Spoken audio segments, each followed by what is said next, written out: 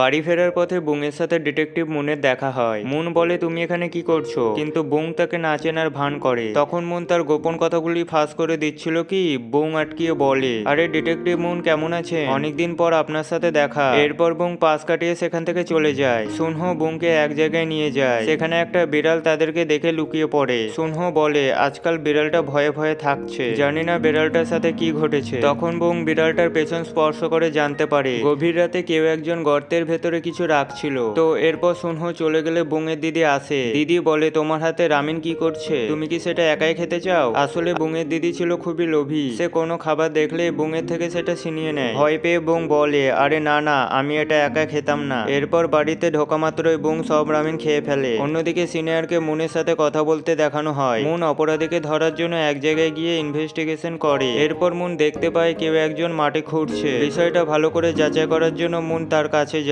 তখন একটা মেয়ে ভূতের মতো তার দিকে তাকালে মুন ভয় পেয়ে দৌড়ে পালায়। মেয়েটাও ভয় পেয়ে পালাতে থাকে। এরপর তারা দুজন মুখোমুখি হয়। মুন রেগে গিয়ে বলে গভীর রাতে তুমি কুকুরের মতো কি খুঁড়ছিলে? বুং বলে বেশ করেছি খুঁড়ছিলাম, কিন্তু তুমি এখানে কি করছো? তখন মুনের চোখ যায় কীটনাশক বোতলের দিকে। মুন বলে ওইগুলো কিসের বোতল, আর তুমি কি করে বুঝলে যে বোতলগুলো এখানে পোতা ছিল? বুং বলে আমার ভিতরে সুপার পাওয়ার আছে, যখনই আমি কারো পেছন স্পর্শ করি তখন তার সম্পর্কে জানতে পেরে যায়। মুন বলে তুমি পাগল নাকি? বুং বলে আমি জানতাম তুমি বিশ্বাস করবে না। মুন বলে যবে থেকে আমি এই শহরে ট্রান্সফার হয়েছি তবে থেকে কিছু না কিছু ঘটেই চলেছে। তখন মুন তাকে চুপ করিয়ে তাড়িয়ে দেয়। আসলে মুন এখনো বিশ্বাস করেনি যে বুং এর কাছে সুপার পাওয়ার আছে। অন্যদিকে একটি মেয়েকে দেখানো হয়, বোঝা যাচ্ছিল কেউ যেন মেয়েটাকে মারতে চায়, কিন্তু শেষমেশ মেয়েটাকে ধরে ফেলে আর তাকে নির্মমভাবে হত্যা করা হয়। বুং মুনের সাথে দেখা করতে যায়। আসলে বুং একজন অপরাধীকে কল্পনা করতে পেরেছে, তাই মুনের সাথে সেই বিষয়ে কিছু বলতে যায়। সেখানে বুং দেখে মুন একটা বেটালকে দেখে প্রচন্ড ভয় পাচ্ছে।